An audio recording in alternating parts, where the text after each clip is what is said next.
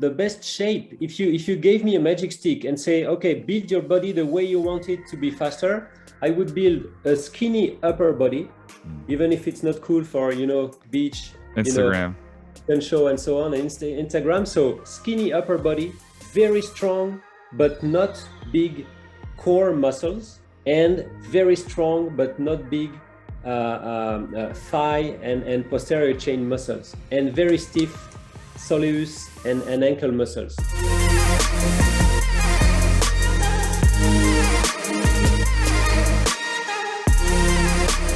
welcome to the Talking Shop podcast, where I'm here to share stories, lessons, and experiences in sports performance and professional development. I'm your host, Matt Tometz, and today I'm joined by the Dr. JB Morin. Never thought I'd be saying that, but how are you doing today? I'm doing fine, thank you. Really good time in autumn, so everything okay. Fantastic. I'm super excited to get into it. And on the very small off chance that you don't know who JB Morin is, I'll give a little quick intro background. JB Morin is the first guy that I think of when it comes to speed research, numbers, like just the scientific side of speed development. He has over 300 publications, at least relative to ResearchGate. He is super open in sharing his information, his Excel documents, all of that stuff. And it's just the guy that it is when it comes to speed. So just myself being a sports performance coach with the speed emphasis, having a research background, I definitely appreciate all of the work you do. And I'm excited to kind of hear something probably a little bit different about your background and career. So without further ado, what is the craziest / coolest story you have thus far in your career? So basically, if you had to tell just one, what would it be? Yes, so thank you for having me and sharing some pretty different stuff. I think the coolest thing I've seen in my career so far is an elite athlete performing. We were pretty intrigued by this first white guy to run faster than 10 seconds on the 100 meter. He was a French guy. His name was Christophe Lemaitre. And just a few months after he did 9:92, that was the French record, and that was really very fast. He hit the news all over the world for being the first, non-Black or Afro-origin guy and blah, blah, blah. And I was not impressed by that specifically because some Russian guys in the 60s could have run that fast. But what was really striking to me is that this guy did 9:92 with zero, nothing, nada type of strength training. So he was doing some bounding, some jumps, but he never did any squat, press, and so on. And so I was impressed because we were lucky enough to directly measure some things on this guy. And I saw this almost 2-meter high guy, very tall guy, thin, cycling on the cycle ergometer and hitting more than 200 rotations per minute. Wow. During the cycling sprint. And so when you see this format, this super tall guy rotating the legs more than 205 RPMs, and you're 1 meter behind, you're like, we are watching something that's big. And so it was also a game changer for me in my career, because at that time we had some hypotheses on sprint performances, and this guy was exactly fitting with these hypotheses. But that was the most striking thing I ever seen. I feel like now that coaching is kind of entering this whole non-just meathead or more progressive or more speed-oriented kind of mindset as like a field. I hate speaking in cliches and generalities, but everyone knows what I mean. Every coach has that one moment where that's kind of a big realization for them. And I recently had one like that where I was working out, I was doing hang snatches, and our intern, he came up to me and he's like, I see our high schoolers like hang snatch, but then I watched you and like, that's how it's supposed to be done. Because I'm older, I'm heavier than most of them. I've done Olympic lifting for a while. And it was just really interesting because I run an okay time, like nothing slow, nothing fast, but I like hang snatch way better than them. And then this intern was like losing his mind how like good it looked. But I'm like, but then those bad snatch kids are still faster than me. So then it was kind of just like this like interesting light bulb moment. So I guess a follow up on your story. So besides obviously the 992 and the ergometer RPMs, and obviously not the strength numbers. But when it came time to assess or dive a little bit deeper, what things kind of also jumped off the chart that you expected, but also that you didn't expect? So on that guy specifically, what we expected is that he didn't have a huge force output capability, but we expected him to have a very, very efficient orientation of that push onto the ground, because mathematically, it's not possible either way. So if you don't have a big amount of ground force output, this force output has to be very, very, very efficiently applied onto the ground. And that's exactly what we measured. I think it's the guy with the best, we call that the ratio of force, that tells us how much force is oriented forward into the amount of total force you produce. And that's the guy with the highest ratio of force we've ever measured, specifically at high speed. Wow. And so that was the you know, the confirmation. What was striking is that it didn't have a very short contact time, and it didn't have a very high stiffness onto the ground. So he had a high stiffness, but compared to, we were lucky enough to compare him to other best French sprinters at that time. And it was not really off the charts on these two variables. So what was explaining is really good performance, because 992 is obviously a good performance. For that level of force that was low, was definitely the way he was applying it onto the ground. Interesting. With what was his like training background and experience? This is also very, I think, we never had the possibility to have a fiber typology measurement done on him, but I think he was a super fast oriented guy, because he started really training for track and field at 15 years old. And he hit that 992 5 years after that. And it never happens, because if you take the curve, the progression curve of any sprinter that hits sub 10 seconds, you never have a beginning of the career 4 or 5 years before that. So he was definitely a really fast kid, definitely. And his background was multi-sports, team sports and everything. And he was basically discovered by one of the coaches of the club during a village fair that you have, you know, every week, and they organized the 50-meter dash. And at that dash, he bet the track and field coach that was organizing the dash. And so he said, okay, there's something we can do here. And 5 years after that, he was a European champion. Fantastic. And then I guess next I'll flip that story. Is there an athlete that on paper, so like some of their testing numbers, you would not expect to be nearly as fast, and kind of a realization that an experience like that gave you? No, because usually numbers make sense. And usually a fast athlete has different metrics that overall make sense, you know. So it always makes sense. But in this guy, everything made sense except The strength, the maximum strength metric. And at that time, the model, if you took all the sub 10 guys in the history, they were all pretty strong in terms of gym type of strength. But the question that this athlete asked to everybody was, is it a cause or is it just there? Are they strong and fast, or are they fast because they are strong? And he was definitely saying, you know, there's another way. And so you need to be strong, but maybe not stronger. And the model of track and field people kind of changed. You see Andre de Grasse, you see, you know, some very fast Van Niekerk from South Africa. You see some very fast athletes, and they are not bulky / you know, leg press monsters anymore. So the big question that was asked by these guys is, how strong is strong enough to be in terms of maximum strength? Because this guy is super strong when his body is moving super fast. You know, strength is always a speed context.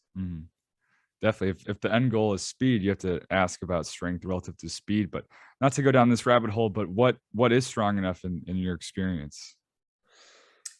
I agree with the numbers of many coaches that have been interviewed by a guy named Joel Smith in a very good book that is Speed Strength. And they say that basically when the kids hit something around 1.3, 1.5 body weight at the half squat, their lower limb system is strong enough to be super fast. And most of the coaches, there's no study on that, there's no research on that, but when consistently all the elite coaches tell you the same or agree on that point, you can trust that metrics. And so again, 1.5 body weight at the half squat is not given to anybody. You need some work to do that. But I think that's kind of a basis that will allow you to hit very fast speeds. But that's not the half squat that counts. That's how much force you can hit and produce when your foot touches the ground less than 0.1 seconds. That's totally a different story. Yeah. The biggest missing variable in sprinting versus heavy squatting is ground contact time, or the impulse, or the time to create the force. For sure. You can be a monster if it takes you 0.5 seconds, and after 0.1 you're not that strong, you're not in the sprint context. If you're the opposite, that's good. Exactly. The number that's been thrown around, so I'm in a little bit different space, like speed and agility, but for like high school, college athletes. And of course, 2x body weight squat, 2.5 I've even heard before, but Matt Ray posted an article, and he's in pro American football. I think he said anything above like 1.7, there's kind of diminishing return. So that number is slowly coming down and down over time as we know more, and we get kids fast.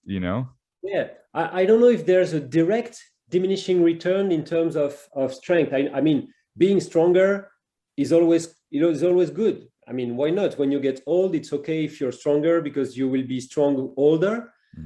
And I don't think being stronger directly means being slower, but it's indirectly because of the time you need to develop that. And by definition, the time that you will need to train and the associated energy that you will put in and the fatigue to go from 1.5 to 2 times body weight at the half squat is by definition some time that you will not spend on developing everything else, and especially the speed. So in that sense, there might be some kind of, non-efficient use of your training time to try and be stronger instead of, faster. That's how I would summarize that. But I totally agree with the observations of Matt Ray. The ROI, the time invested, the fatigue accumulated from going 300 to 400 versus if you could spend all of that time just sprinting technique and like plyos and kind of all that stuff. So it's been fun to see. And myself as a young coach being in this space for, I don't know, 5-6 years, to kind of see that change. And speed is fun for sure. And it's not only a matter of time. It's a matter of what will it take to go 2 times or 1.5 times stronger compared to what does it take to become 5% faster. It's totally different. Yeah. But you need to spend some time maintaining that level of, I would say, minimum dose of strength, but maybe not pushing it. But some people like gym numbers and big bars doing bam on the ground and so on. And then when they get caught on the field, they're like, what happened? But we're the strongest ones here. Speed is king. It's a good space to get into. I'm fortunate that where our coach is known for that, and that's my lens of coaching. You have to be very careful also with the mass, because most of the time being stronger will come with additional mass. And mass plays a negative role in acceleration and speed. That's pure mechanics.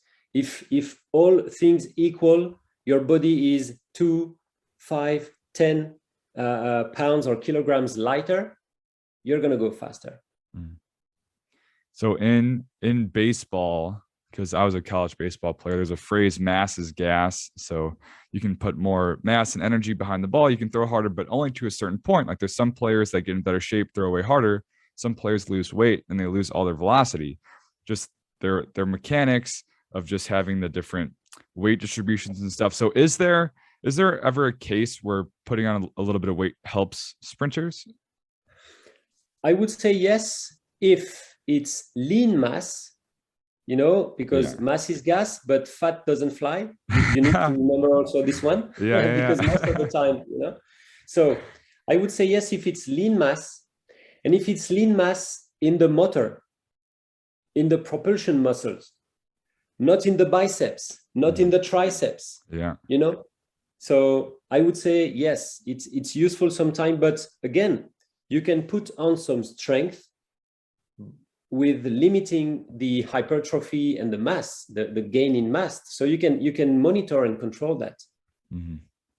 I remember, what was this? Maybe like 8 years ago, Lance Armstrong, when he got cancer, in a weird turn of events, that was actually one of the best things to happen to him, because he was built kind of like a football player, huge, just huge everything.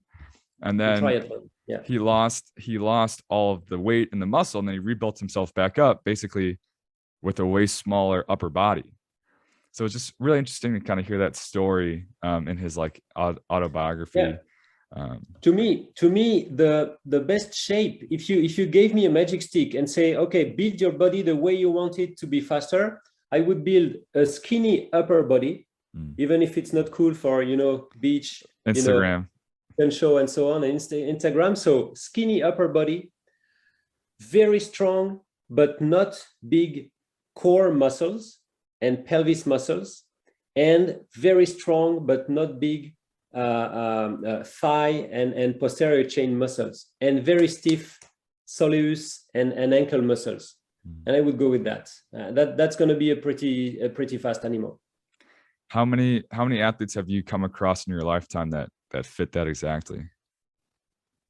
Well, directly, not many. I think Andre Degrasse kind of corresponds to that. Christophe Lemaitre, the French guy, in his first career period, because what happened after the 9.9, we didn't discuss that, but he never went faster than 9.92. Oh. Even 10 years after that. He won a bronze medal in Rio, which was cool, but he was not faster because he did some strength work that put additional body mass. And so he went, you know, almost bulky with the shoulders and everything. But I guess Andre is the one I could see for my eyes that was following this model. Van Niekerk is about the same. Back in the day, Jeremy Wariner from the USA, the quarter miler, and these kind of guys. Usain Bolt is also close to that, but he's a bit taller. And but yeah, that's the I would say, I don't know if it's an ideal model, but I think it's a very, very efficient model. Basically, track and field should stick to the tights, but then just run in long sleeves, and then no one would want a huge upper body. I mean, we'd all be way faster. Yeah, I know. It's always been a kind of mysterious thing for me. Why the hell do you have some trapezoid muscles so bulky? Well, is it just to I don't know. But I know it's hours and hours of gym and specific exercises to get this type of muscles. If it's just to run in a straight line, mechanically, okay, there might be some aesthetic and whatever you want reasons behind, which I respect. But mechanically speaking, it's a useless additional mass. Makes total sense. Total sense. For sure. So that is JB Morin's coolest story plus a little follow-up. So I want to say thank you for your time. And now I'm going to roll out the red carpet. You can shamelessly plug whatever you want to plug, where people can find you, what projects you got cooking up, just what's next for JB. Well, so the next thing is a pretty cool PhD program that we're going to start with Cameron Josie in Indiana University football program. So that's going to be around sprinting technique and trying to make the players not only push more, but also run better, faster. So that's going to be a pretty cool thing starting. And the next exciting thing is all our projects around trying to test these capabilities in the players without doing specific tests, but just by using the GPS data or data collected during training. That's going to be the next exciting steps. And what are your social handles? So basically, my two main social handles are Twitter, JB_Morin. And I guess it's exactly the same on Instagram. So I try to get more Instagram followers so I can one day swipe up some links, because Yeah, until you 10K. get something like 10K followers, you Yeah. cannot share things, which is very frustrating to me. Darn. So yeah, so as soon as I get the 10,000 people, I can also share research and cool things on Instagram. Get JB to 10K. That's our goal. Yes, I we love can it. do it. I love it. All right. Thank you very much again. Thank you. Thank you very much.